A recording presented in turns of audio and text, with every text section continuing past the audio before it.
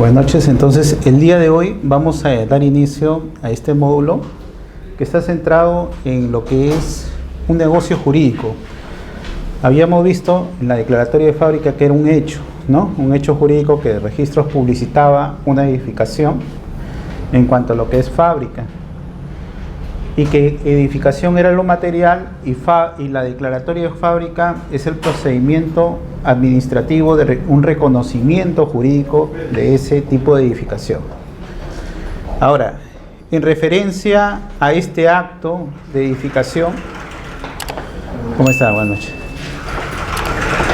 Se podría decir que es un acto previo necesario para poder dar origen a este segundo acto o derecho, ya que surge de la voluntad de las partes, ¿no? Porque acá estamos hablando ya de un negocio jurídico, donde el titular del predio o los titulares del predio es que se ponen de acuerdo a efectos de determinar en cuanto a la edificación qué secciones van a ser secciones exclusivas, qué partes van a ser secciones comunes, y en referencia a ello regir un reglamento interno que los va a vincular necesariamente tanto a los constituyentes como a aquellos adquirentes que después lleguen a comprar estas secciones exclusivas.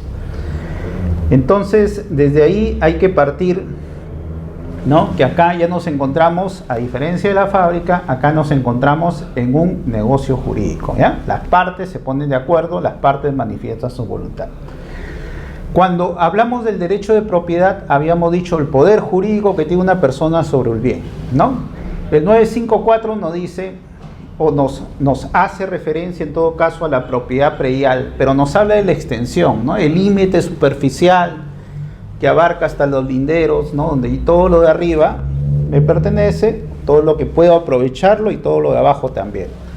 Entonces, esta característica traída del derecho romano, que es la propiedad vertical, ¿no? Todo lo de arriba y todo lo de abajo, en cuanto yo lo aprovecho, tiene, sin embargo, una excepción cuando hablamos de lo que es la propiedad horizontal. Entonces, acá vemos una vertiente diferente a lo que veían los romanos, ¿no? En cuanto al derecho de propiedad o a la extensión de mi derecho de propiedad.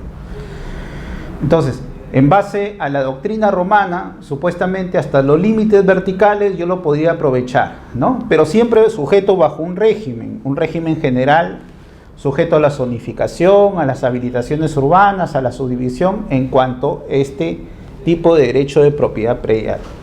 En la propiedad horizontal nos encontramos en un ámbito diferente, por eso es que el Código Civil simplemente hace una referencia de que en cuanto a la propiedad predial, esto se regirá por la ley de la materia.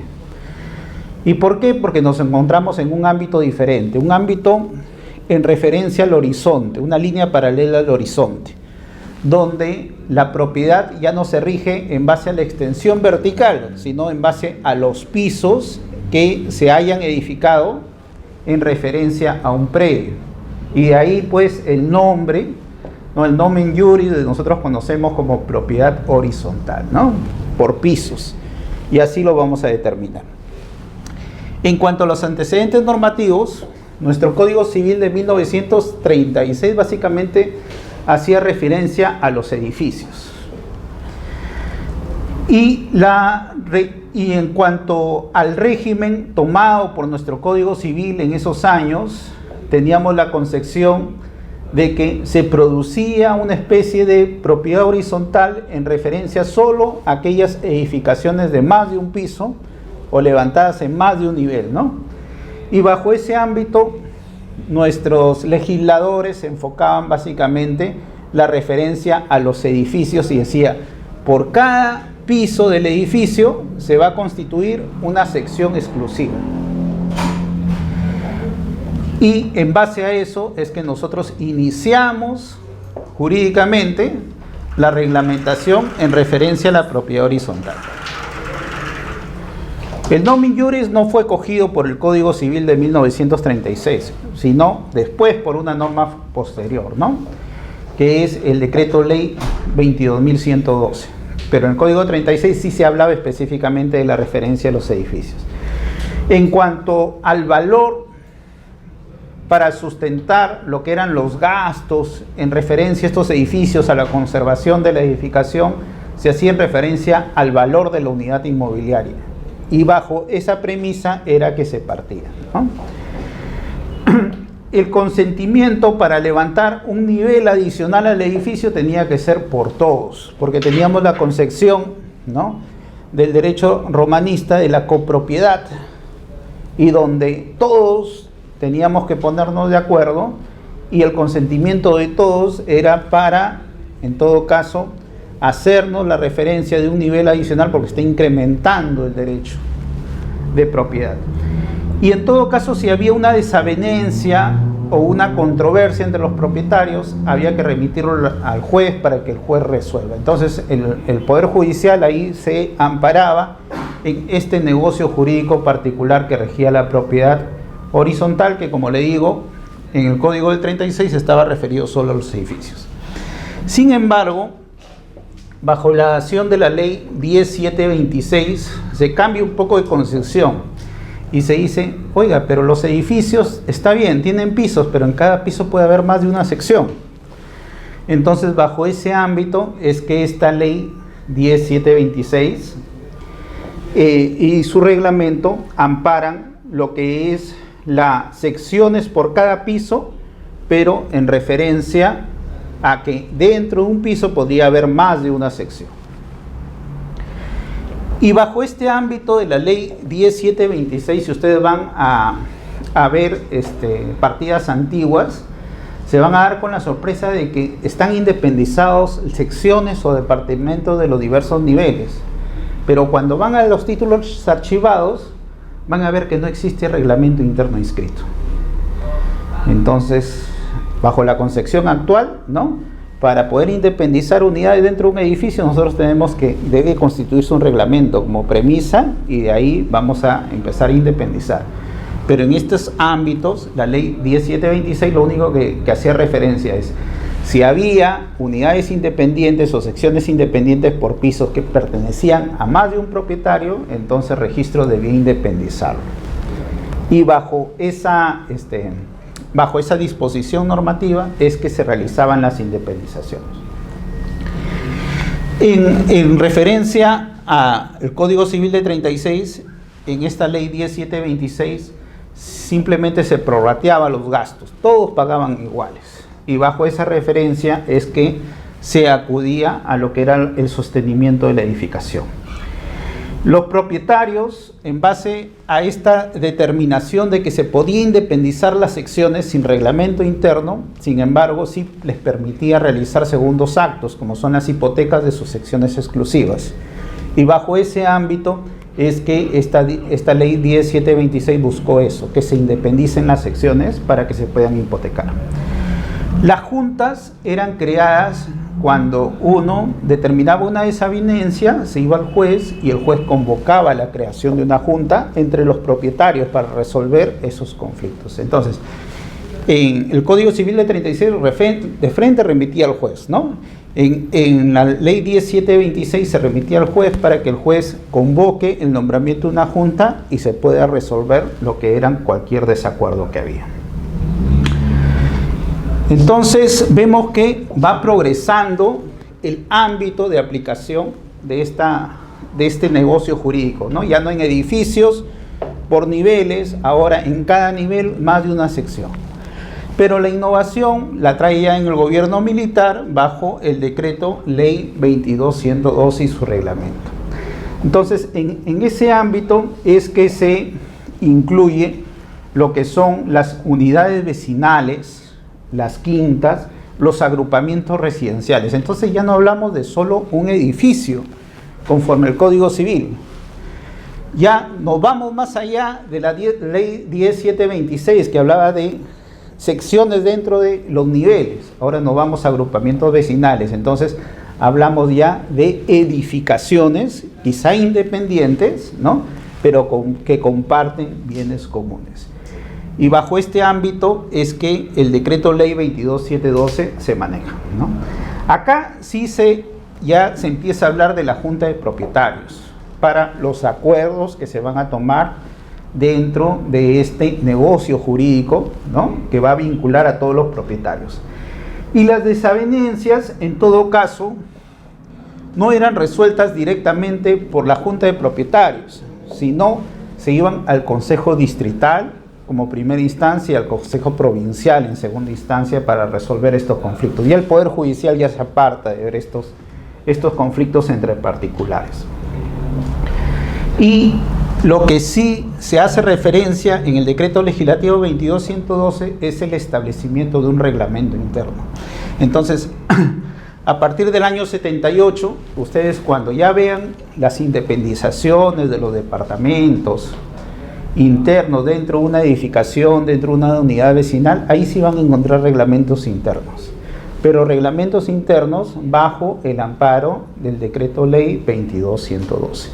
Como era un gobierno militar, incluso imponía la forma también cómo se deberían dar la participación en las cuotas. En este caso se hablaba de áreas construidas. Y bajo esa referencia es que se empezaba a determinar cómo se iba a pagar o las participaciones que tenían los propietarios de las secciones exclusivas dentro de ellos. Entonces acá vemos ya cómo va evolucionando nuestro sistema normativo en referencia a lo que es este tipo de propiedad que en la doctrina todavía la denominamos propiedad horizontal. En la actualidad tenemos el Código Civil, artículo 958, que nos hace referencia básicamente a este régimen especial, como le digo, el régimen especial denominado propiedad horizontal.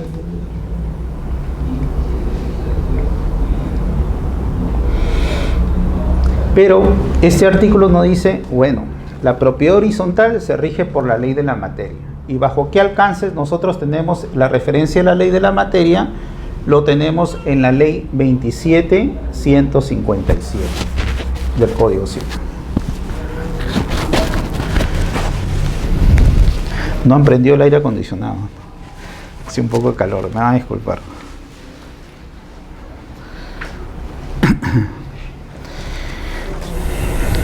Entonces, bajo esos ámbitos es que ya también lo que es la ley 27.157, cuando nos establece este régimen especial, ya no nos habla necesariamente de una edificación, sino se dice, es el régimen jurídico que se realiza o que se supone o que rige la existencia de una edificación o conjunto de edificaciones.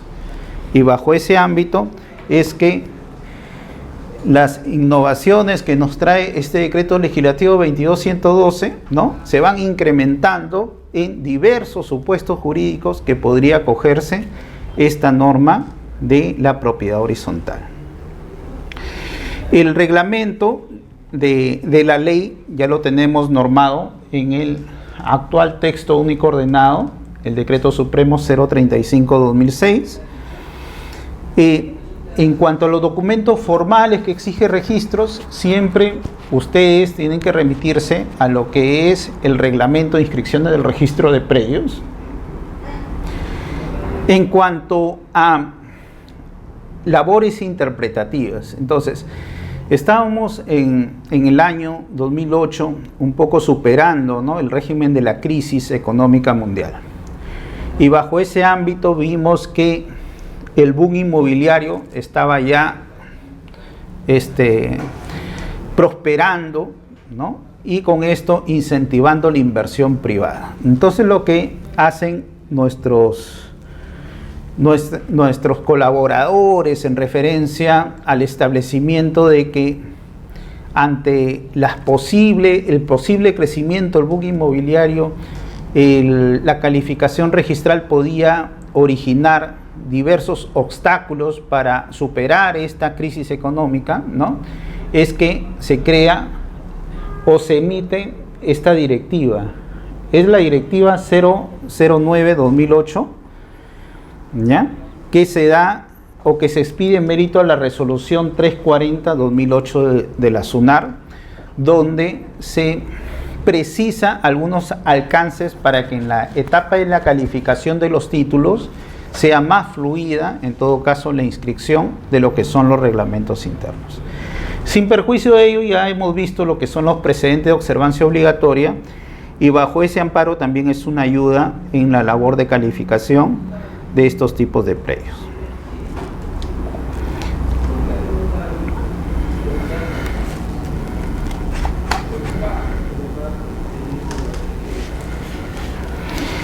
Entonces, ¿qué es la propiedad horizontal? Habíamos hecho referencia, ¿no? Es un régimen especial que rige más que todo lo que son las edificaciones o conjunto de edificaciones, ¿no? Donde existe más de un nivel, supuestamente de ahí parte el término de propiedad horizontal, ¿no? Este término de propiedad horizontal en otros países se llama propiedad por pisos, propiedad cúbica, hemos visto también propiedad por volúmenes y así es determinado. Pero en referencia a nuestro derecho latino, más es conocido en los países que acogemos la referencia al derecho latino como propiedad horizontal. Y se dice una forma especial donde existen dos elementos. Primero, que haya propiedades exclusivas sobre los bienes o secciones, ¿no? O sea, en este caso tenemos una sección exclusiva donde es mi bien propio, pero compartido con una copropiedad indivisible. Raro, ¿no? Porque nuestro derecho del Iuris Civili a nosotros nos han dicho que la copropiedad al revés restringe supuestamente lo que son las decisiones, lo que es la inversión, y el Código Civil comúnmente nos dice a nosotros la copropiedad, al ser obstáculo, es factible de hacerse la partición, la división en cualquier momento, ¿no? Y por excepción uno puede en todo caso convenir que por lo mucho en 4 años no se pueda realizar estos actos. Pero lo que se tiende es que siempre hay un propietario, un bien, una edificación, para que en todo caso lo que es la seguridad jurídica dinámica, el movimiento las transacciones inmobiliarias sobre los bienes sea fluido. Pero acá tenemos, sin embargo, una referencia contraria. Acá tenemos que yo seré propietario de la sección exclusiva, pero soy copropietario de las secciones comunes o de los bienes comunes. Y es un tipo de copropiedad especial diferente al Código Civil, puesto que en este caso es indivisible.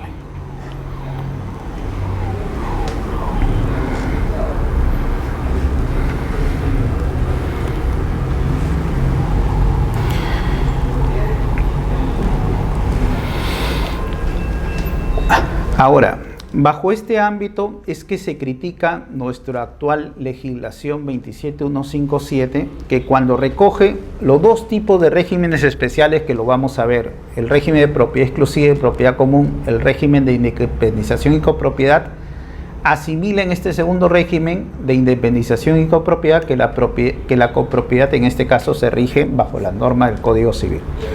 Entonces, un poco la crítica normativa viene en referencia a esto, ¿no?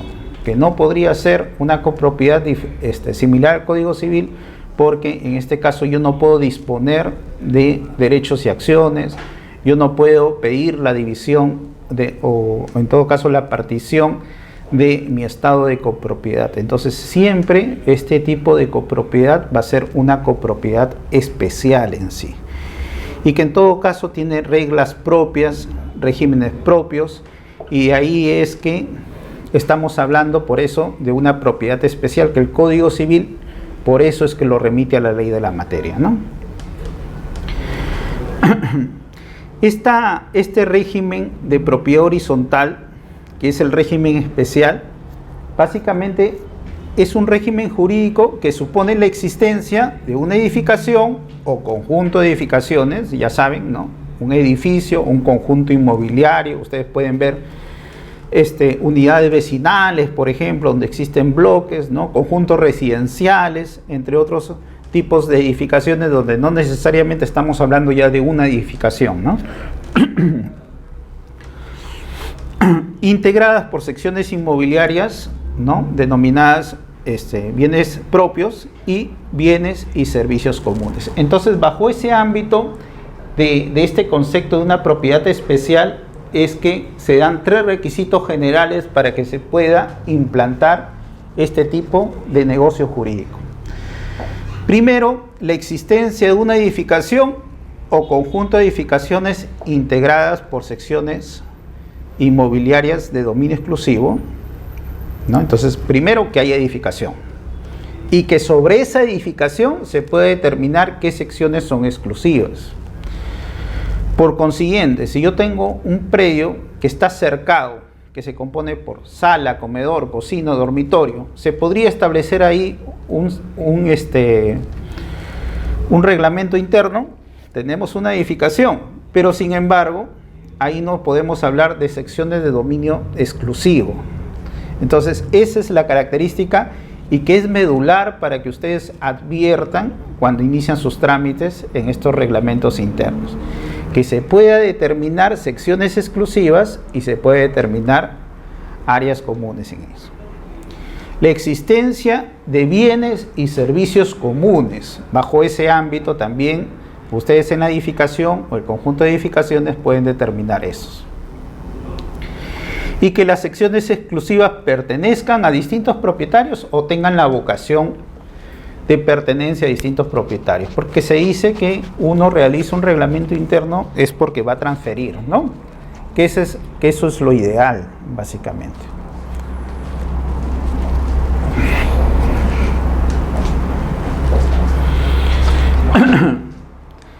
La existencia de una edificación o conjunto de edificaciones. Entonces, en nuestro concepto primigenio estábamos hablando de una propiedad horizontal que es una edificación sobrepuesta por niveles, ¿no? En la actualidad, ese tipo de edificaciones ya rebasa esos conceptos. Entonces, ahora se puede hablar incluso de que ya no existe propiedad, o en todo caso, si queremos retomar propiedad horizontal, tendríamos que analizar que existen supuestos de propiedades horizontales atípicas, donde ya no hay edificaciones verticales, ¿no? Por ejemplo, las casas en copropiedad, o sea, casas unifamiliares donde comparten son caminos o secciones comunes. Por ejemplo, una propiedad atípica, horizontal. Una propiedad horizontal tumbada, que se podría hablar, por ejemplo, de las quintas, ¿no? Aquellas unidades unifamiliares que están contiguas, uno al costado de otro, y que la referencia es que comparten un pasaje de acceso común. Entonces también estamos hablando ya de otro tipo de régimen, de otro tipo de edificaciones, ¿no? Que no necesariamente ya estamos entrando bajo el ámbito que habíamos partido, que tiene que ser propiedades verticales. En cuanto a la referencia de que exista edificación o conjunto de edificación, eso es la regla general. Entonces, como ámbito seguro, cuando yo ingrese un reglamento interno en registros públicos, lo primero que me van a decir, acto previo regulariza la fábrica, conjuntamente con este acto, o en todo caso como acto previo. Primero escribe la fábrica y después yo te califico tu reglamento interno. Y para determinar que existen edificaciones que puedan separarse por secciones exclusivas y ámbitos de predios comunes. ¿Siempre sea así? No siempre sea así. Hay excepciones en referencia a este primer requisito general. Por ejemplo, las habilitaciones urbanas para uso de vivienda con bienes comunes, ¿no? Un tipo de habilitación dada, por ejemplo, en estas habilitaciones que se dan en las playas, donde hay edificaciones, o se ha dado la habilitación urbana, pero en referencia a que comparten secciones comunes. Y bajo ese ámbito, al aprobarse el proyecto o en todo caso darse la aprobación o la recepción de obras, al final de estos tipos de habilitaciones urbanas, conjuntamente habría que inscribir lo que es el reglamento interno. Y para ahí no necesitas que haya declaratoria de fábrica. Un segundo supuesto es la subdivisión que me otorga la municipalidad en edificaciones tipo quinta. Entonces yo voy a la entidad municipal mediante el formulario único, ¿no? El FUO, Y bajo la referencia de ese instrumento público, la municipalidad me otorga la resolución de subdivisión a edificaciones tipo quinta. Bajo ese ámbito, como acto necesario para poder inscribir esa subdivisión, es que me van a pedir que inscriba paralelamente lo que es el reglamento interno. Y ahí no necesito inscribir fábrica, ¿ya? Entonces son dos ámbitos. Apunte, habilitaciones urbanas para uso de vivienda con bienes comunes, habilitaciones urbanas para uso de vivienda con bienes comunes y subdivisiones de quinta con aprobación municipal, ¿no? Dos supuestos donde no se necesita necesariamente este acto previo. Para los demás tipos de edificaciones sí, porque nos encontramos bajo el ámbito del artículo 83 del reglamento de inscripción de registro de predios, ¿no? Acto previo, inscribir una edificación. Habilitaciones urbanas para uso de vivienda con bienes comunes.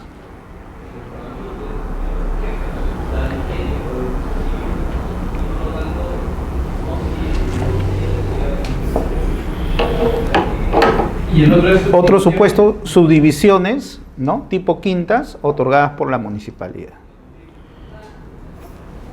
Bajo el amparo del artículo 60 del reglamento de inscripciones, ¿no? O sea, el anexo F, el FU, la resolución municipal, etcétera, ¿no? Todos los documentos que piden.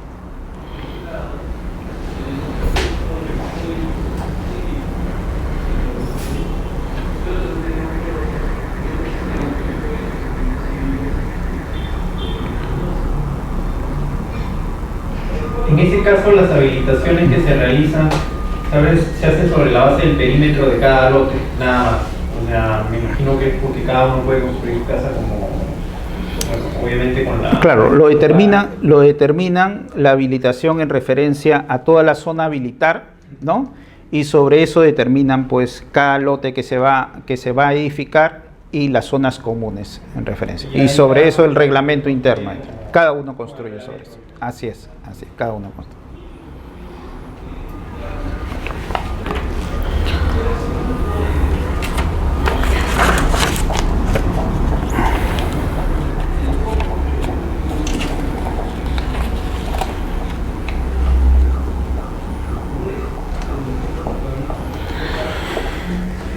Existencia de bienes y servicios de uso común. En referencia a los bienes de uso común, están normados ya en el artículo 40 de la ley 27157, ¿no? Por ejemplo, podrían ser bienes de uso común.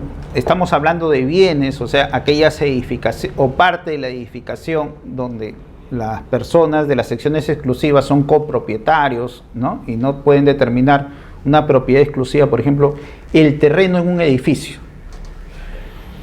¿no? Entonces, no el propietario del primer piso dice yo soy propietario del terreno. No, el terreno es bien común y está sujeto a esta copropiedad indivisible. O el del último piso, decir el techo del edificio, ¿no? Tampoco. Entonces, no es que porque yo sea propietario del último piso, el techo me pertenece, no es así. Es un bien de dominio común. Igual, cimientos, los sobrecimientos, las columnas, o sea, las bases estructurales de la edificación. Tampoco yo podría empezar... ¿Cómo está? Buenas noches. Buenas noches. Pasen. Buenas noches. Buenas noches. Tampoco yo, a mi libre albedrío, podría empezar a romper paredes, más que todo, si peor aún, ¿no? Si son medianeras en cuanto a la edificación y soportan la división de dos unidades inmobiliarias. Los pasajes, los pasadizos, las escaleras también vendrían a ser, en su caso, bienes de uso común, ¿no? Los sistemas de instalación de agua, desagüe, cuando sean compartidos por estos bienes. Los estacionamientos, cuando no se determina una naturaleza diferente, ¿no?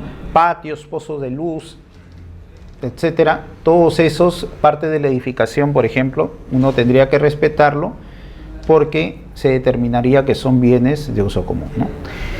¿Y cuáles son servicios comunes? Por ejemplo, la limpieza, la conservación de la edificación, la administración del edificio, ¿no? En caso se determine a estas entidades administradoras. Por ejemplo, cuando nos encontramos en estos proyectos inmobiliarios que uno vende en maqueta, ¿no? Compra en maqueta, ¿no?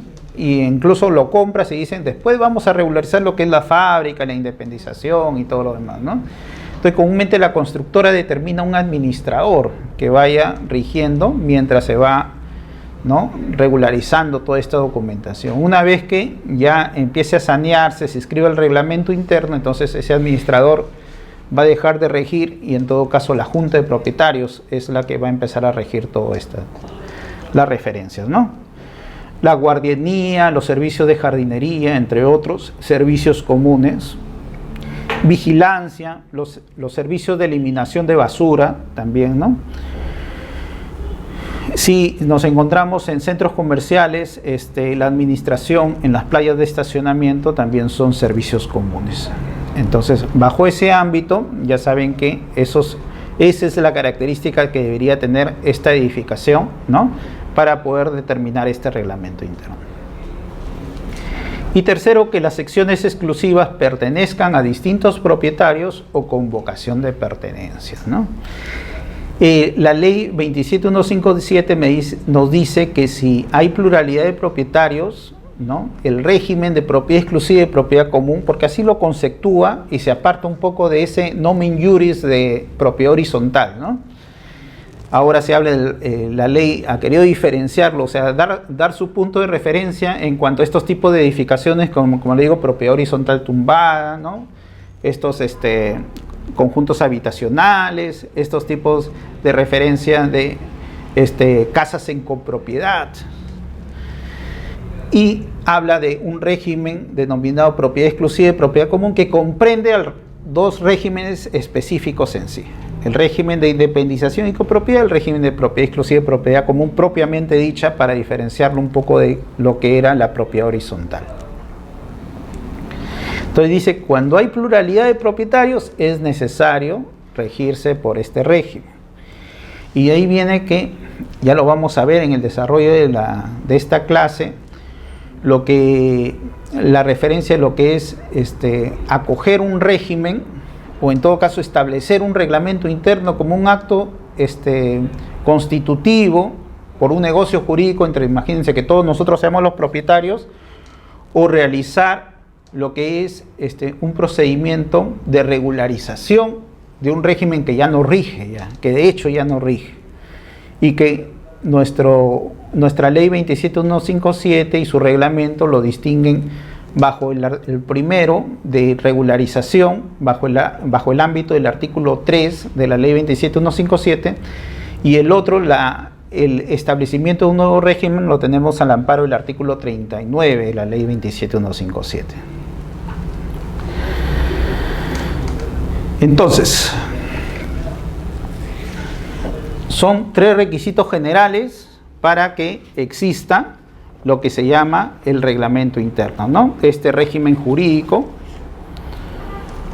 de una edificación o conjunto de edificaciones.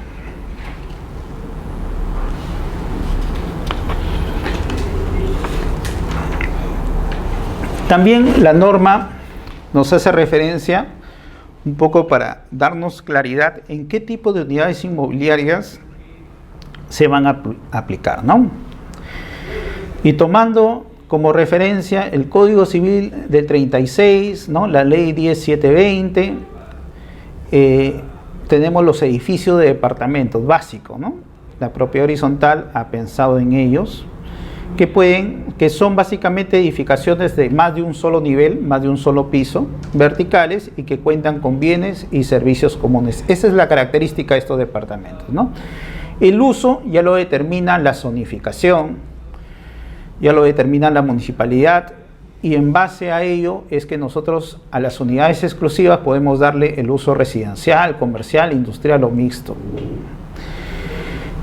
¿Por qué acá, por ejemplo, yo puedo determinar un uso residencial o comercial a mi libre albedrío? ¿Por qué? porque al momento de realizar lo que es la declaratoria de fábrica en vía municipal, que fue aprobada en vía municipal, las características de esa edificación, si yo construí tiendas, si yo construí oficinas, ya fue supervisado por la entidad edil municipal, que es la entidad competente. Entonces, por eso, bajo ese ámbito es que yo podría determinar este tipo de edificaciones. Pero si yo estoy declarando una edificación de un inmueble unifamiliar y después pongo secciones de locales comerciales, ahí estoy en contra de lo que me aprobó la municipalidad en referencia al tipo de edificación, ¿ya? Entonces, hay que tener cuidado también en referencia a ello, ¿no? No poner el uso que me convenga, sino que el uso que está permitido en referencia a la fábrica que ya ha sido realizada previamente y autorizada por la municipalidad previamente. Las quintas o estos tipos de propiedades horizontales tumbadas, ¿no?, que habíamos hablado, ¿no? Acá tenemos una característica que es una propiedad exclusiva formada por un conjunto continuo de viviendas unifamiliares donde el terreno, ¿no?, es urbano y sobre las cuales tenemos la característica de tener un pasaje de acceso común, una vía de acceso común. Tenemos los centros y galerías comerciales que pueden tener un piso o más de un piso. La característica, ya saben, es que cuenten con bienes y servicios comunes, ¿no?, como nuestras características o requisitos generales lo habíamos determinado. Y tenemos otras unidades inmobiliarias. Y ahí tenemos lo que son los complejos urbanos, conjuntos habitacionales, unidades de vivienda, ¿no?, donde hay conjunto de edificaciones y ya no solo una edificación que puede ser sometido bajo este régimen.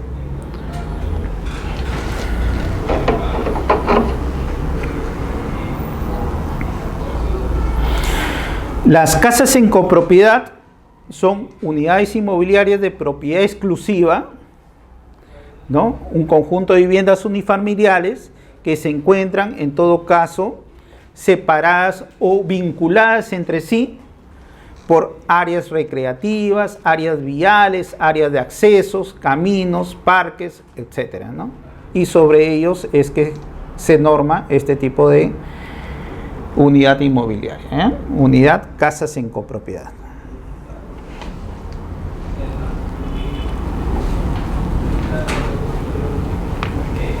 ¿Hasta ahí alguna consulta?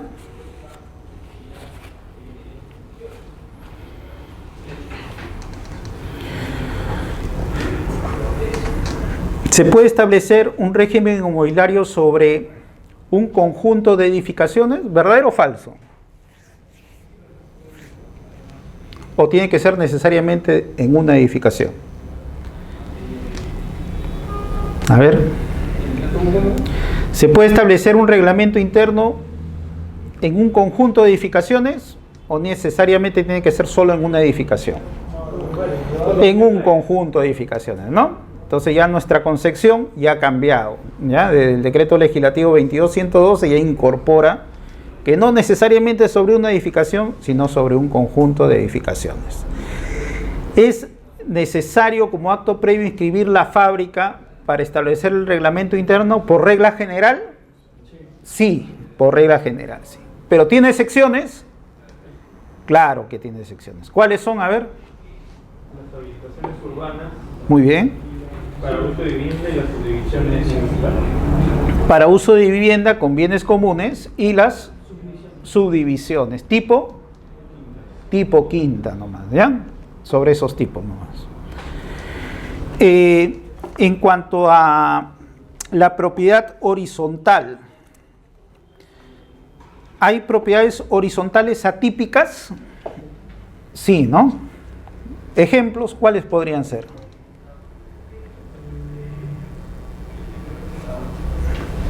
A ver.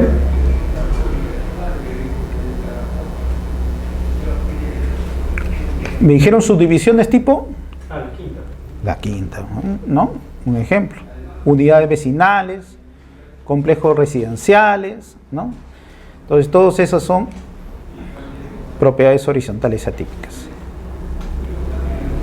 Doctor, Dígame. Me en el CEL, casas en copropiedad que dice, ¿podría dar un ejemplo?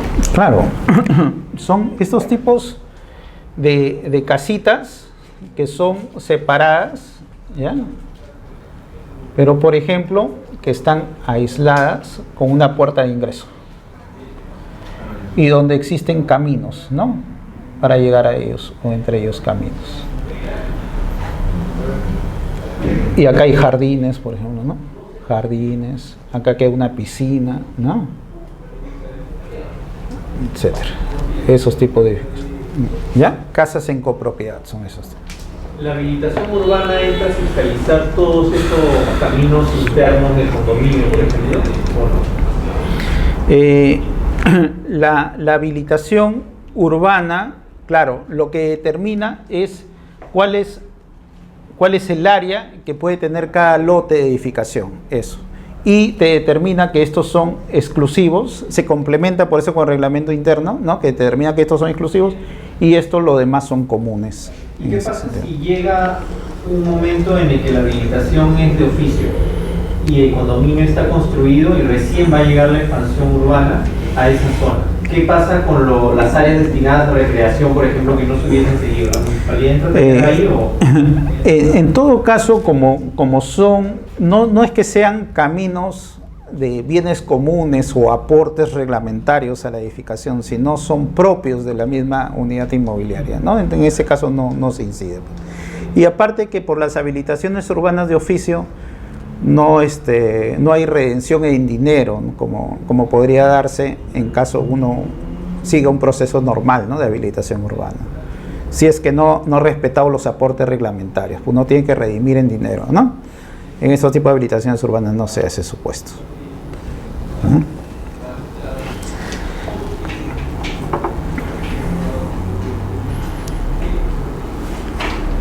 ¿Una consulta más? ¿Qué problemas comunes habría que saber o tener en cuenta con relación a lo que es el reglamento interno? Siempre a nivel registral lo que se presenta más es que el título, como parte de la calificación, tiene que estar adecuado al antecedente registral, la partida registral. Entonces, muchos casos que se presentan reglamentos internos que no calzan o en todo caso no son compatibles con el tipo de edificación que se ha declarado. Entonces ahí ustedes tienen que tener en cuenta eso cuando establecen sus secciones de propiedad exclusiva y propiedad común, la determinación, o dar ideas en todo caso, ¿no? Cuáles sí son bienes comunes que podrían tratarse. También tenemos lo que son, que registralmente, por ejemplo, existe ya independizaciones de hecho, pero sin embargo, como les comenté, ¿no? Bajo el amparo de la ley 1720, no se necesitaba inscribir reglamento interno, pero la ley sin embargo te exigía que sí independices y que independices las secciones comunes. Entonces en esos tipos de edificaciones lo que cabe en ese caso es o estableces un reglamento interno o en todo caso lo que haces es regularizas el reglamento interno que se da, ¿ya? O adecuas también la ley 726 a la ley 27157. Tienes tres alternativas para esos casos que se dan.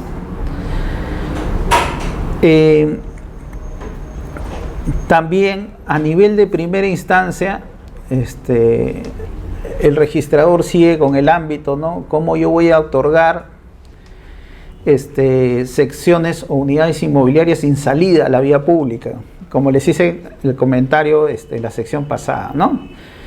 Sin embargo, ya lo hemos visto que en el ámbito de segunda instancia se determina que en ese supuesto yo tengo el derecho de pedir la servidumbre de paso si es que no tengo acceso a la vía pública. Y ese derecho lo puedo ejercer como que no lo puedo ejercer. Y no puede ser exigencia de registros el que me obliguen a, como acto previo, realizar ese acto negocio jurídico, ¿no? Con el predio, yo como predio dominante y con el otro predio sirviente.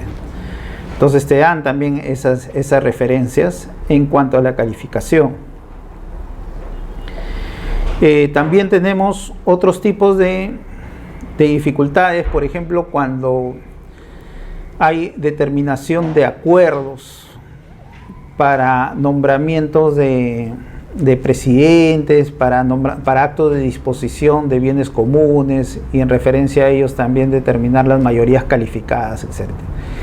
Hace poco ha salido un precedente de observancia obligatoria donde dice que el 25% ya no solo puede convocar a un presidente cuando no está electo, ahora puede hacer más actos. Entonces, eso es yo considero que es una ayuda, porque el limitar que el 25% solo nombre a presidentes a veces también un poco que hacía más engorroso para la Junta de Propietarios el fin que quería, ¿no? Que quizá era desafectar, transferir, regularizar, o en todo caso modificar sus unidades exclusivas. O sea, pero es, bueno, para mi ámbito personal es mejor ese criterio, porque antes tenía que elegir al presidente y después de elegir al presidente, el presidente convocar para modificar el reglamento. Entonces, dos actos. Claro, ahora ya lo puede hacer en el mismo acto y lo puede hacer la Junta de Propietarios con el quórum debido, ¿no? Y en todo caso, bueno, la convocatoria sí tienen que hacer el 25%. Entonces, ¿esto lo han modificado en qué dispositivo? Precedente de observancia obligatoria. Se lo voy a traer, el precedente de observancia obligatoria, ¿no?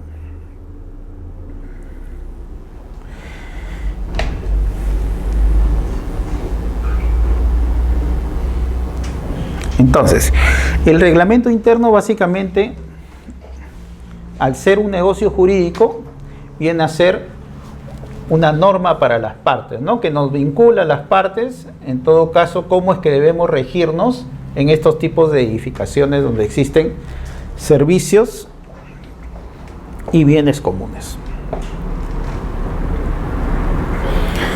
La característica que nos da la ley 27157, a diferencia del decreto ley 22112, que era estricto, como le digo, en referencia al área ocupada, ¿se acuerdan que le dije? La ley 27157, sin embargo, te determina una libertad de criterios que la Junta puede adoptar, pero que sean criterios razonables. Entonces, bajo ese amparo, nosotros tendríamos la libertad de, por ejemplo, realizarlo por área techada, área ocupada, por la ubicación del predio, etcétera, ¿no? El decreto legislativo, el decreto ley 22112, te hablaba que el criterio era área construida, te decía. O sea, área techada, ¿no?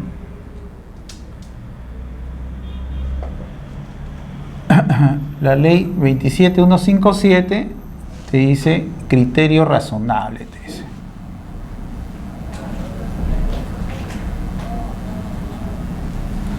¿No? Y bajo ese ámbito ya tenemos nosotros libertad de criterio para hacer.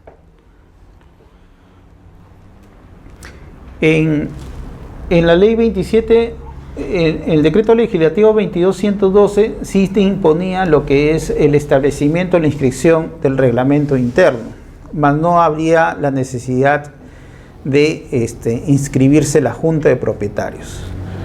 Bajo la ley 27157, la Junta de Propietarios se crea simultáneamente, ¿eh? Y es un acto que también es inscribible apenas se establezca el reglamento interno.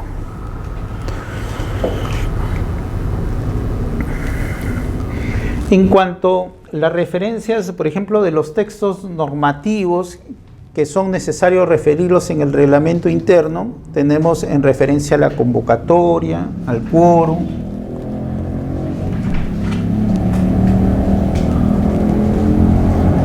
¿no? Quórum, mayorías, desafectaciones, lo que son acumulaciones, subdivisiones. Todo eso debería estar contemplado en el reglamento interno.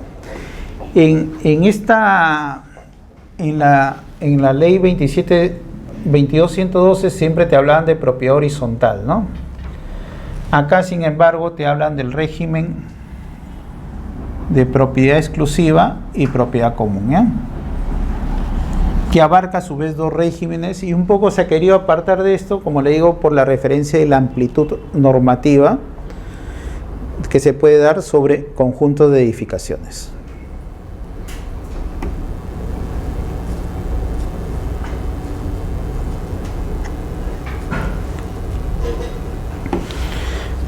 Hay un reglamento interno modelo, por si acaso publicado el año 2000, que se lo voy a traer para que ustedes, ¿no?, tengan referencia a cómo redactar estos tipos de reglamentos internos.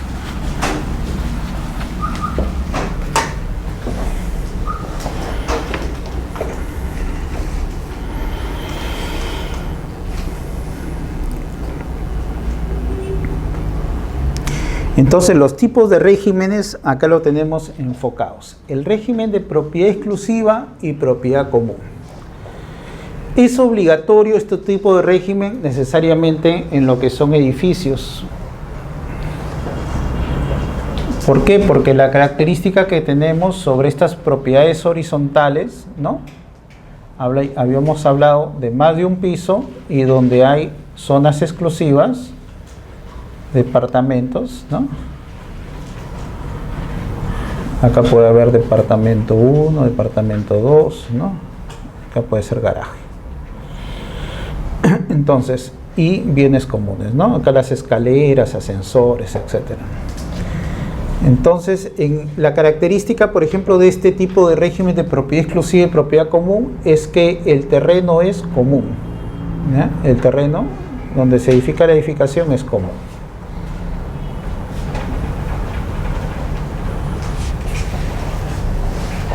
Sin embargo, en una edificación tipo quinta, ¿no?, donde tenemos un pasaje común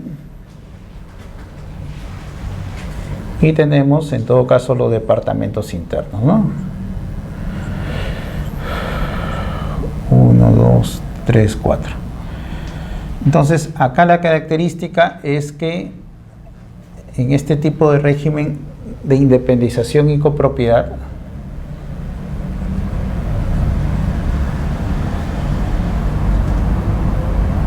y copropiedad es que el suelo o el terreno es propio de cada departamento, ¿ya? Este es propio.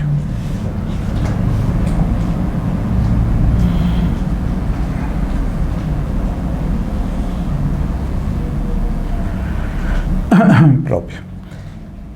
Entonces, la libertad que nos da la ley 27157 es que yo puedo elegir cualquiera de estos dos tipos de régimen, de propiedad exclusiva y propiedad común, o de independización y copropiedad.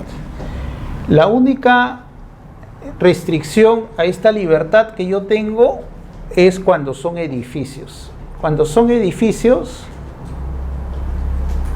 ¿no?, aquellas edificaciones de más de un piso, necesariamente tengo que establecer el régimen de propiedad exclusiva y propiedad común, ¿ya? Cualquier otro tipo de edificaciones, acá podría alternativamente elegir este régimen, como también podría elegir el régimen de propiedad exclusiva y propiedad común.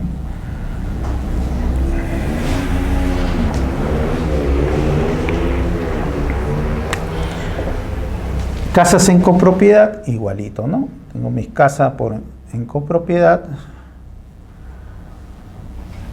A pesar que acá tenemos que el terreno es propio de cada inmueble, sin embargo, yo alternativamente podría elegir este o este régimen de acá.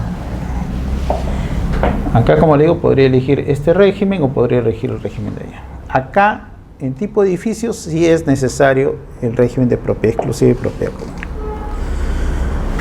¿Y por qué? Porque si se derrumba el edificio, acá si hay un derrumbe de las unidades inmobiliarias, se levantarían sobre su mismo lote, ¿no? Pero acá si se derrumba el edificio, ¿no?, yo soy propietario del departamento del cuarto piso, ya pues se derrumbó el edificio, ¿de qué eres propietario? Entonces,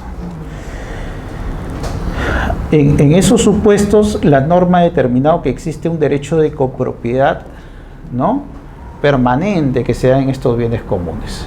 Y está en referencia a mi porcentaje de participación. Entonces, este derecho de copropiedad va a ser conforme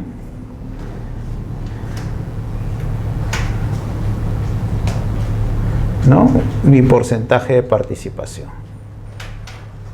Si hay un derrumbe del edificio y después lo tenga que edificar nuevamente, ¿no? Y los acuerdos se tomarán en referencia a ellos, ¿no?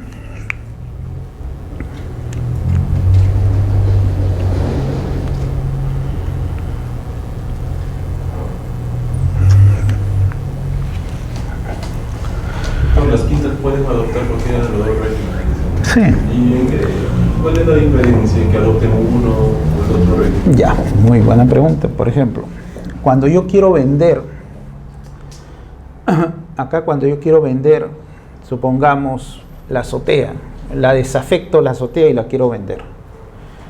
Para poder vender la azotea, primer paso, se desafecta, si esta es propiedad exclusiva.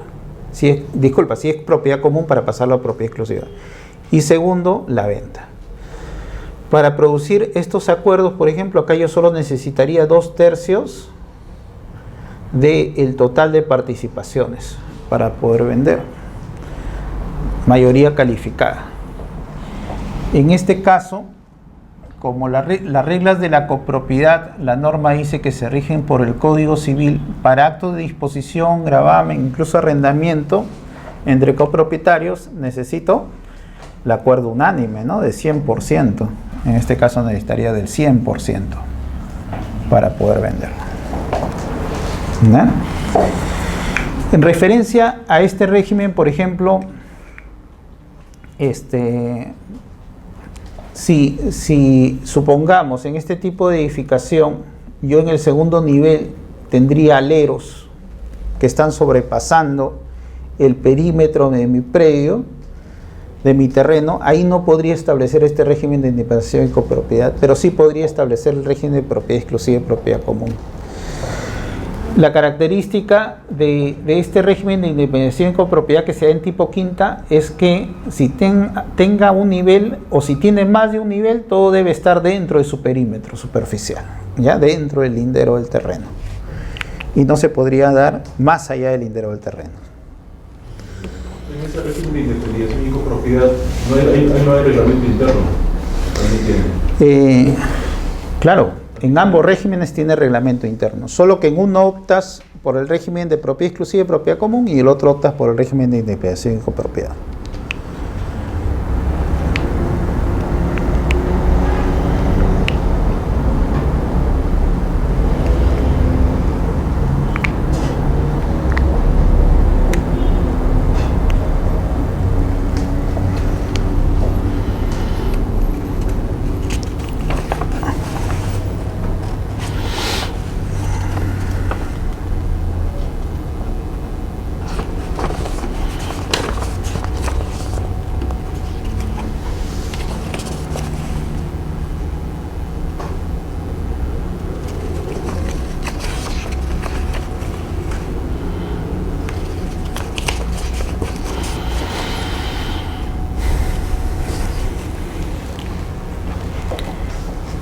Las reglas son que en este régimen de copropiedad, la copropiedad se rige, como le digo, por la norma del Código Civil, pero eso ha sido criticado porque en el Código Civil uno siempre puede hacer la división, la partición de su derecho de copropiedad. Acá no, acá es perpetua, es perenne, mientras subsiste este tipo de régimen.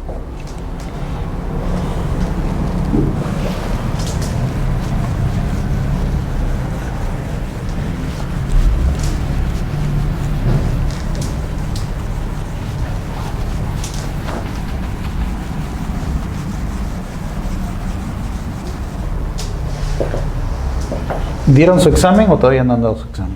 Mañana se lo van a dar. Ah, mañana recién. Ya. Entonces han descansado bien el feriado, ¿no? Eso es lo bueno, pues. Esa es la buena noticia.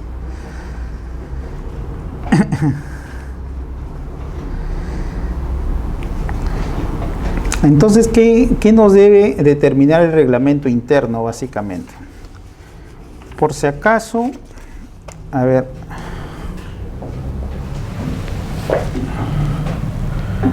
la resolución 004-2000 MTC.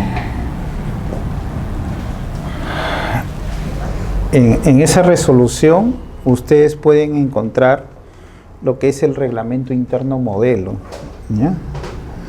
Publicado el 15 de abril del año 2000, por si acaso.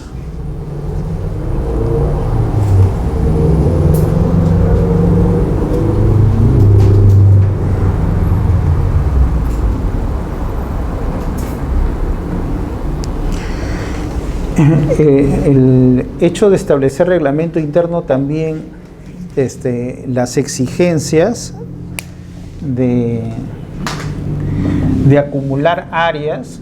Ustedes saben que les dije que registralmente, ¿se acuerdan? Cuando había dos edificaciones independientes, ¿qué hacía el registrador? En este caso, por la fábrica, ¿qué tenía que hacer? ¿Qué hacía? Independizaba, ¿no? La independización, partida 1, partida 2, ¿no? Cerraba la matriz y se creaban nuevas partidas o unidades inmobiliarias. Esta independización, al igual que la acumulación, si yo tengo dos lotes de terreno y edifico una casa en esos dos lotes, acá ¿qué se va a producir? Lo que es la acumulación, ¿no? ¿Ya? Entonces acá 1 más 2, se abre una nueva partida y se cierran, al revés, se cierran las independizadas y se abre una nueva partida. Este acto de independización y este acto de acumulación son actos registrales y que sirve para que el registro dé claridad, porque el registro lo que quiere en el registro de predios es que siempre exista un propietario, un bien y el derecho bien determinado, ¿ya? Y en base a eso se organiza nuestra publicidad registrada. Hay características que rigen los reglamentos internos. Entonces, por ejemplo, yo para acumular predios a nivel registral me exigen que los predios pertenezcan al mismo titular, A y A. Tiene que ser el mismo titular. Y que no haya solución de continuidad entre ellos, o sea que estén unidos por uno de los lados o los vértices de la edificación para que se pueda acumular los predios, entre otros requisitos, ¿no? Pero bueno, básicamente esto se pide. En los regímenes de propiedad exclusiva y propiedad común, como nos encontramos en supuestos, por ejemplo, de la propiedad horizontal, ¿ya? Esta característica de que los predios estén unidos no rige en estos tipos de propiedad horizontal. ¿Por qué? Puede ser que en el primer piso yo tenga mi garaje, en el segundo piso tengo mi departamento y arriba tengo mi, supongamos, azotea donde yo cuelgo la ropa, ¿no? Realizo la lavandería. Esto está en la partida 1, esto está en la partida 2, esto está en la partida 3. Y sin embargo yo lo podría acumular estos de acá. Los acumulo en una sola partida. Entonces, es una excepción a los requisitos de acumulación que me pide registros públicos. Que pertenezca al mismo propietario, eso sí, tiene que pertenecer al mismo propietario. Pero que estén unidos, en este caso no. ¿Por qué? Acá se llama esto unidad funcional, se llama. ¿Ya? Entonces, mediante las características, si estas unidades inmobiliarias al final cumplen la misma finalidad, que es darme a mí todos los beneficios, ¿no?, de un bien inmueble, al tener mi garaje, mi departamento, mi azotea, entonces yo lo podría acumular. ¿Y podrían ser dos departamentos, azotea y cochera? Siempre y cuando determines esa necesidad de que es una unidad funcional. ¿Y esa determinación es objetiva o es bajo criterio de...? No, porque tú haces referencia a la junta, ¿no? Necesito acumular, por ejemplo, mis dos departamentos que son pequeños y mi familia ha crecido y ahora tengo que acumularlo en uno solo, ¿no? Para ahí compartir nuestra vivienda, en ese caso. Otro caso es que tú dices, bueno, acá tengo mi garaje, ¿no? Pago impuestos diferentes a los que pago por mi departamento y pago por la azotea otros impuestos, entonces yo necesito acumularlos para que todo sea una sola vivienda y pagar por todo, ¿no? Entonces también no podría hacer eso, ¿ya? Bajo ese criterio. Entonces esta determinación es en referencia a lo que tú vas a utilizar estos tipos de... Ahora también hay otra referencia que se les puede ir comentando ya. Cuando uno realiza un reglamento interno, y ustedes, para no hacerse problemas con los vecinos en un futuro, ustedes pueden determinar cláusulas de consentimiento previo, así se llaman. Apúntenlo porque es interesante, no todos lo aplican eso. Cláusula de consentimiento previo. Y en la medida que un propietario, por ejemplo, yo me compro los 2 departamentos, como ha dicho, ¿no? Que están uno al costado del otro, A y B. Y al final yo quiero acumular estos 2 para no estar pidiendo permiso a la Junta, que la Junta quizás no concurran, ¿no?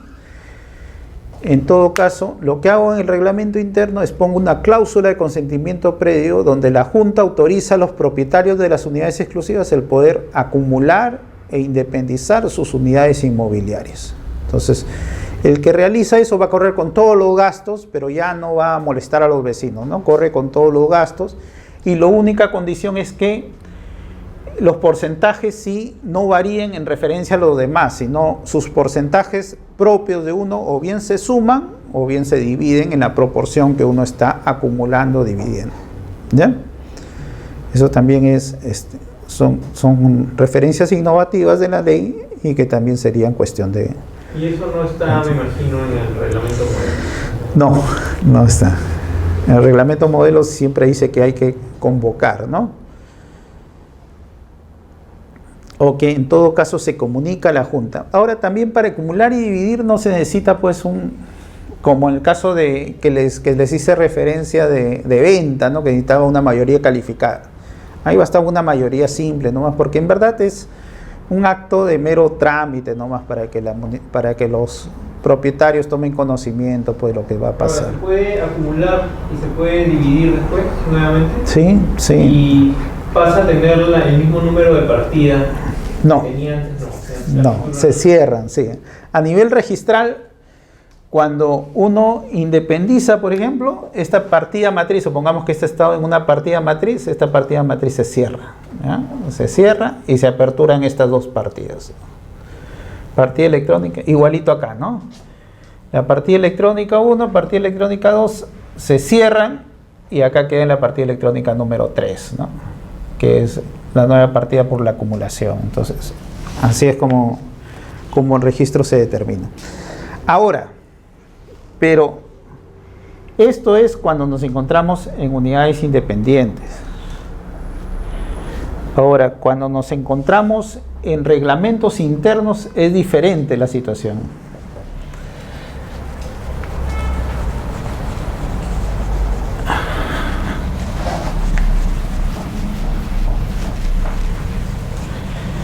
O sea, cuando nos encontramos en reglamentos internos, a ver, para que más o menos tengan referencia. Ahí está mi edificio. Y yo tengo por cada departamento, ¿no? Departamento 1, tengo una partida electrónica 1, supongamos. Igual, ¿no? Departamento 2, partida electrónica 2, departamento 3, partida electrónica 3. Entonces, esta partida electrónica 1, si yo divido, ¿no? Yo realizo la división, se va a crear la partida electrónica 4 y la partida electrónica 5. Y esto se cierra, ¿ya? Si yo después quiero acumularlo, esto se va a cerrar y se va a crear la partida electrónica 6. Hasta ahí estamos, cuando son unidades independientes. Pero, por ejemplo, si yo me compro todos los departamentos Y ya me compré pues todos los departamentos, yo soy propietario único, no me conviene tener un reglamento interno porque estoy pagando por cada departamento.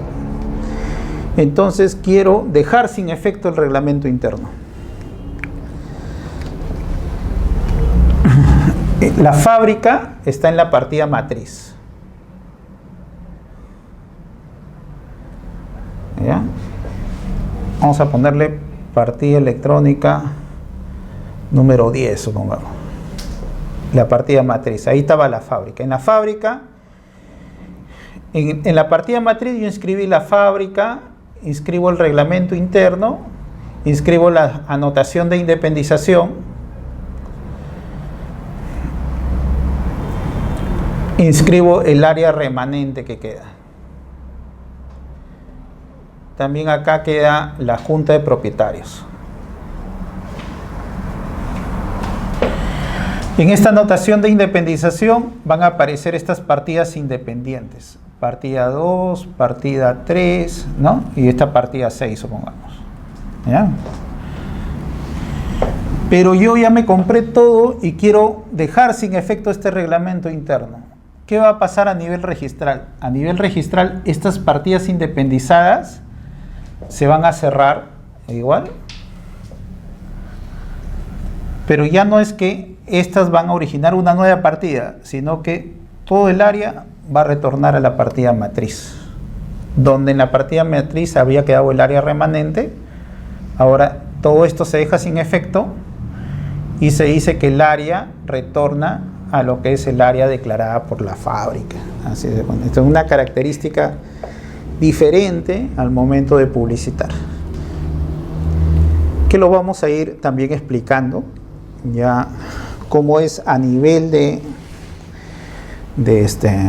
registros, cómo se publicitan estos actos de partidas.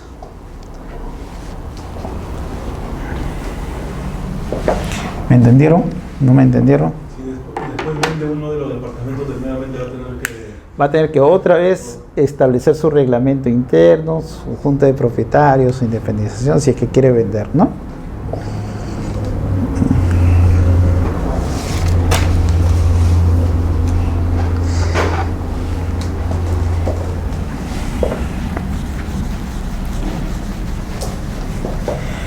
Ahora, ¿qué debe contener básicamente un reglamento interno? Le voy a traer modelos por si acaso, ¿ya?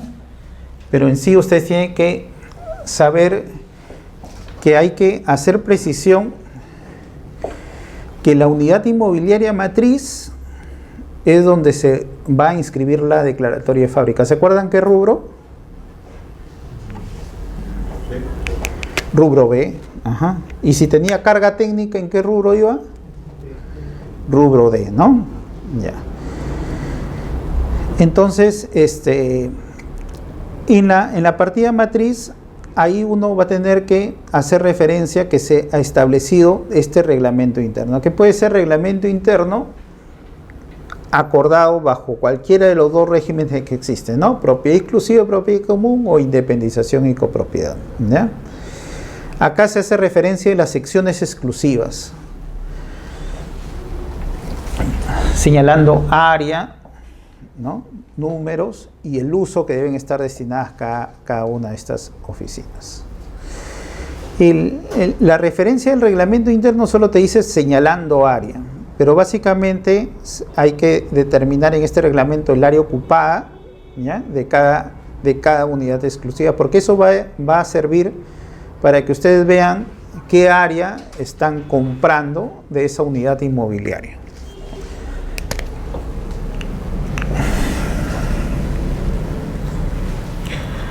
Hay edificaciones que, por ejemplo, acá tienen retiros.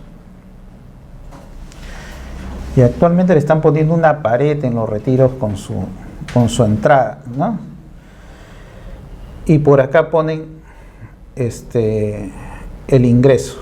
Y cuando te venden el departamento, te dicen, te vendo el departamento que tiene jardín interno, te dicen, ¿no? Pero cuando tú te vas a la partida electrónica, ves que el área de tu departamento es solo hasta acá y lo demás es vía pública en sí, ¿no? Pero bueno, entonces mucho cuidado cuando ustedes examinen, por eso siempre vayan a la partida matriz, determinen el área y vean qué tipo de características se encuentran. En cuanto al uso también, ¿no? Porque te dicen, te vendo local comercial, vas al reglamento interno y te dicen que eso es para vivienda unifamiliar, ¿no? O uso vivienda, y en todo caso que tu inversión sea lo que tú quieras, pues, ¿no? Si lo vas a cambiar, vas a tener que necesitar autorización de la Junta para cambiarlo, y en cuanto al uso tiene que estar en concordancia con la fábrica que se está declarando, ¿ya? Para que tú puedas variar de un uso de vivienda a un uso de comercio. Los derechos y obligaciones de los propietarios, porque esto es un negocio jurídico donde nos vincula, si nosotros realizamos el reglamento interno, nosotros nos encontramos vinculados a ese acto de negocio jurídico. Y el que lo compra también está vinculado. Incluso la ley y su reglamento determinan aspectos de comportamiento de los posesionarios inmediatos, como podría decir poseedores, inquilinos, entre ellos. Entonces hay que tener de cuenta.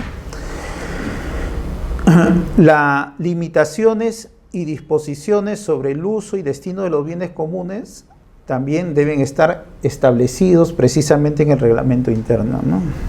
Hay inmuebles donde dice no se consienten mascotas, ¿no? También. O hay algunos que sí consienten mascotas, pero no niños, ¿no?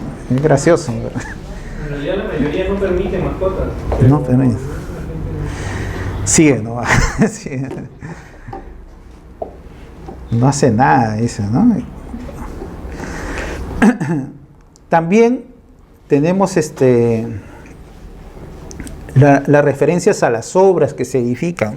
Uno dentro de su sección, dentro de tu unidad inmobiliaria, tú puedes realizar todas las modificaciones que quieras, ¿ya? Pero si vas para seguro darle vistosidad a tu inmueble, a tu remodelación, por ahí, cambias la estructura externa de la edificación, ¿no? Entonces, como los cimientos, las paredes son referencias de bienes comunes, entonces ahí sí hay que tener autorización. Y vas a cambiar la tipología, ¿no? Entonces ahí vas a tener que pedir autorización de la Junta, ¿no? Si yo me compré la azotea y al final ya le llego a cambiar el uso porque veo que los parámetros sí cumplen y quiero edificar, también voy a tener que necesitar autorización para ir después a la municipalidad y pedir mi licencia. En cuanto a los servicios comunes, también debe estar determinado. Entonces, se dice que el reglamento interno se divide básicamente en tres partes, ¿ya? Lo que es la descripción del predio en sí, que tenemos lo que es la determinación de unidad inmobiliaria, las limitaciones. La segunda parte vendría a ser la determinación de porcentajes de participación, que como le digo, ahora está en referencia a criterios razonables, ¿no? A nivel registral, por ejemplo, se presentan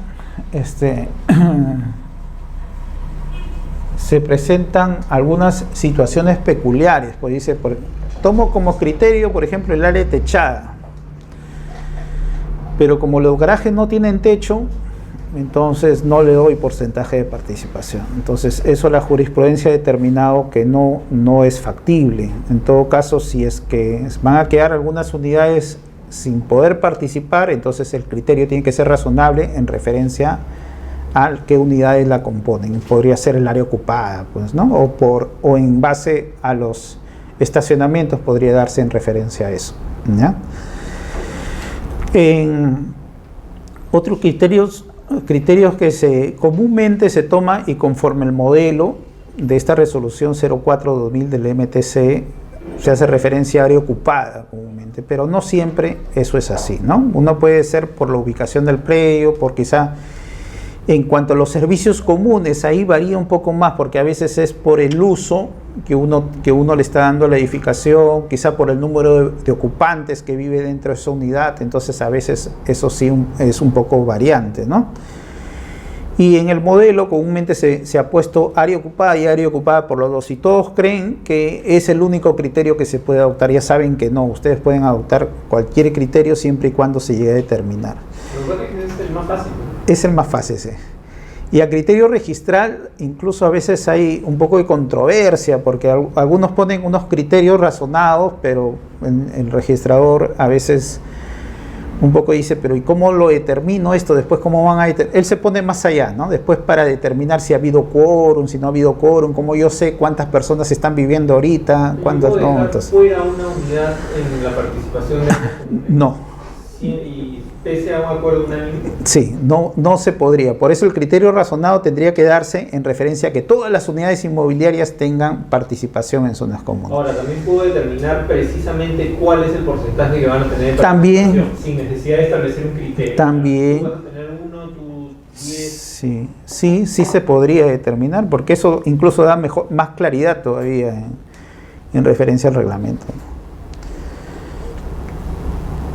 Y otro, bueno, son las reglas propias que rigen a la Junta, que es la tercera característica de un reglamento interno, ¿no? La primera, la característica de la edificación; la segunda, la determinación de porcentajes; y tercero, en referencia ya al régimen propio de la Junta de Propietarios, ¿no? Si, por ejemplo, va a contar con junta directiva, si aparte va a contar con un administrador, o en todo caso, si solo va a contar con el presidente, quien van a hacer todas las labores, ¿no? Cuando se hace referencia, por ejemplo, de que la junta directiva, supongamos, está compuesta solo por un presidente de la junta de propietarios, hay que determinar qué atribuciones va a tener ese presidente, por cuánto tiempo va a regir como presidente, ¿no? Como mandato, su mandato. Si se determina que la Junta tiene presidente, secretario y tesorero, a nivel registral lo que le van a decir es, bueno, pero determina qué funciones va a cumplir cada uno para dar claridad en referencia a eso. En referencia a la Junta de Propietarios es medular, porque la Junta de Propietarios son los que primero que está compuesta por todos los propietarios de las secciones exclusivas. Ahí también se presentan constantes observaciones en el ámbito registral, por cuanto uno dice que el propietario Juan Pérez, y en la partida registral todavía no está inscrita su titularidad, ¿no? En ese caso lo observan por inadecuación, pero también uno podría decir, bueno, a él no lo consideres en todo caso en la Junta, porque igual, sin considerarlo a él, igualito hacemos mayoría calificada, así que no, o mayoría simple, ¿no? Para actos de administración. Si el titular del predio matriz se reserva los aires, también. ¿tiene un porcentaje de participación en la Junta? Claro, cuando son la norma o nuestro reglamento de inscripciones nos dicen, en caso se va a independizar, tienes que asignarle porcentajes y que tenga zona de acceso o zona proyectada de acceso. Son dos condiciones para poder independizar los aires. Pero también, si no se va a independizar, en todo caso todavía hasta que se edifique. Pero tiene condiciones, digamos. O sea, hay condiciones para la independización. Se reserva los aires, debería tener un porcentaje. No necesariamente. Cuando hay reserva de aire sin independización y está un derecho expectaticio que en cualquier momento lo puede haber reservado el propietario constructor, o lo pueden haber reservado los aires para una unidad exclusiva, hasta que no se edifique, se acumule y se independice, todavía queda expectaticio, hay un derecho expectaticio en la partida matriz. Entonces en ese caso no se da. En cuanto a la Junta de Propietarios, esta se constituye bajo el ámbito de la Ley 27157 simultáneamente con la inscripción del reglamento interno, ¿no? Diferente por la Ley 10726, ¿no? Donde el juez convocaba a una junta para que la junta se establezca y resuelvan los problemas internos que había, ¿no? Acá no, acá es simplemente la junta simultáneamente queda constituida. Acá se va a poner todo lo relativo a sesiones ordinarias, extraordinarias. Ordinarias son las reuniones periódicas que ya se establecen en el mismo reglamento interno. Y las extraordinarias son a veces por la necesidad, urgencia, ¿no? Se realizan estos tipos de secciones para que las personas puedan reunirse.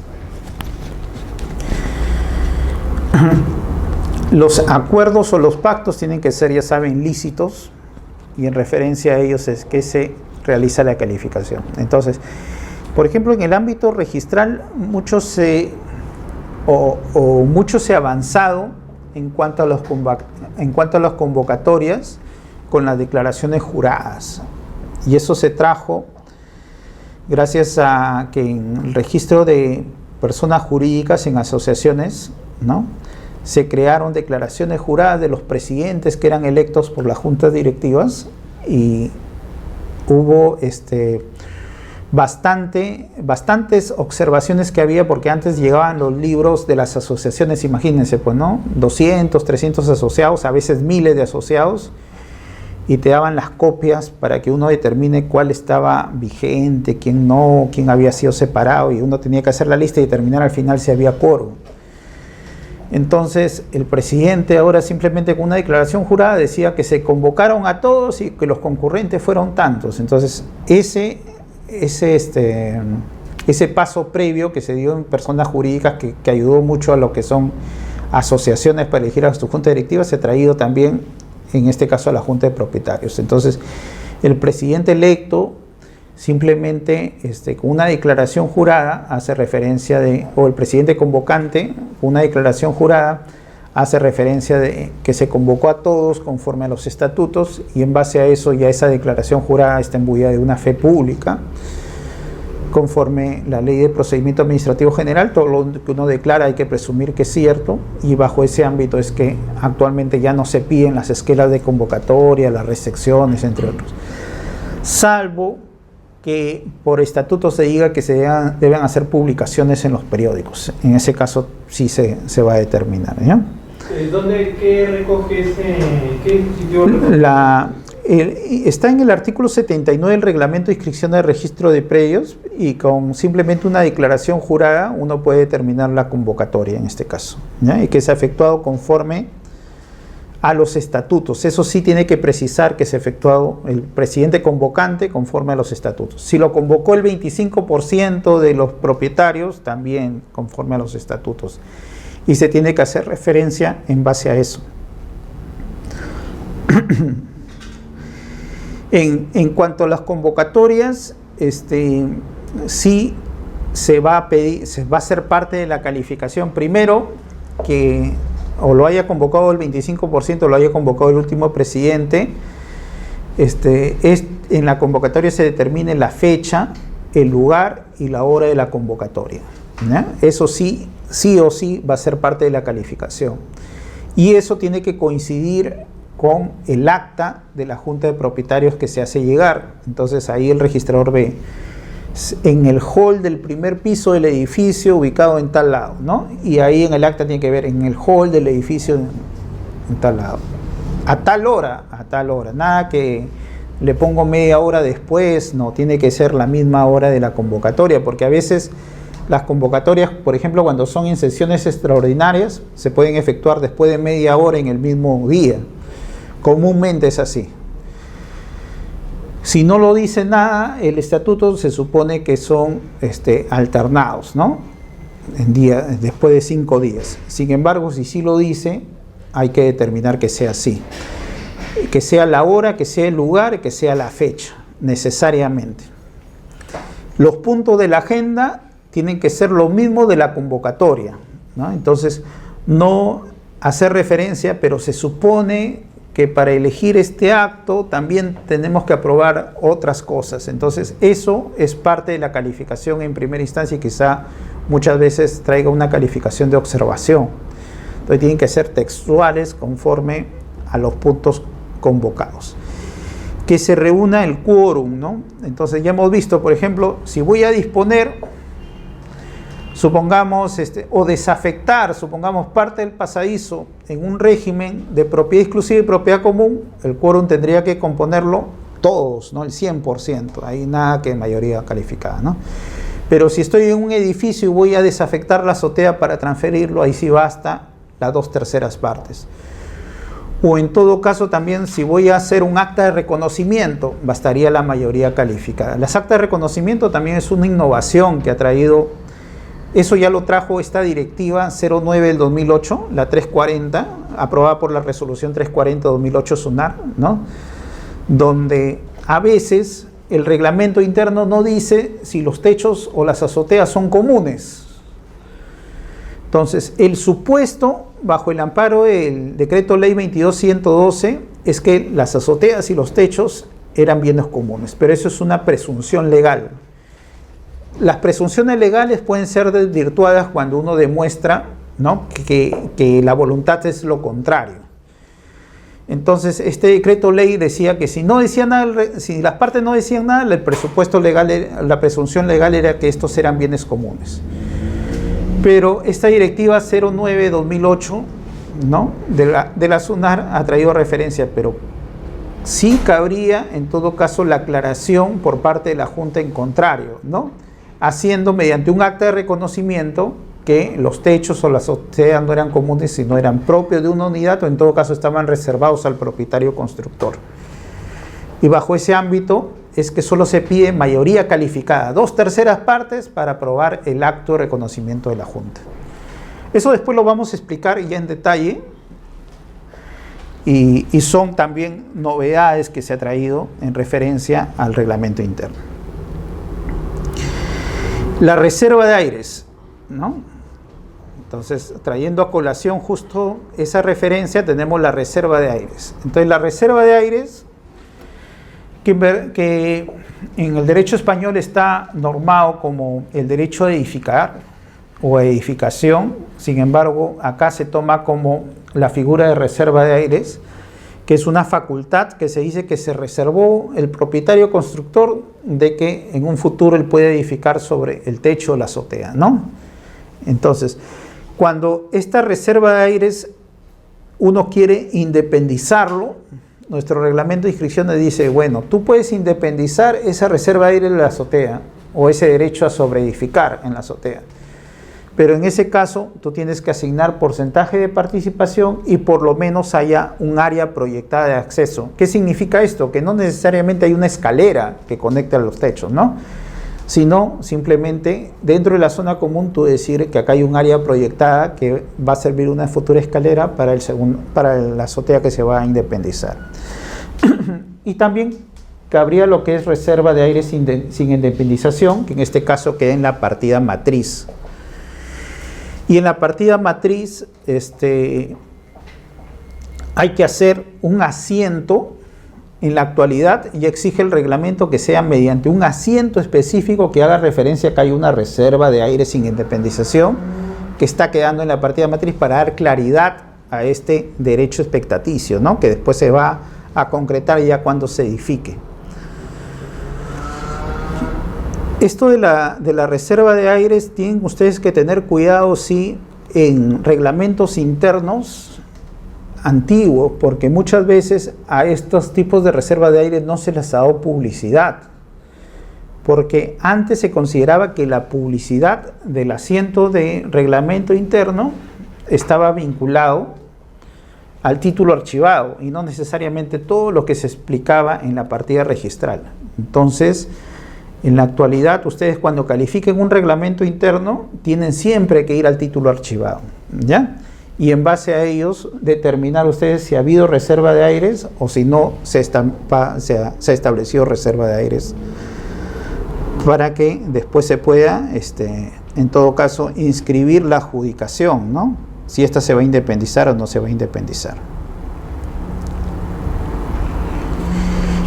Ya, bueno, creo que hemos avanzado ya en los conceptos básicos que implica el reglamento interno, una evolución normativa y en referencia a los alcances generales del reglamento interno.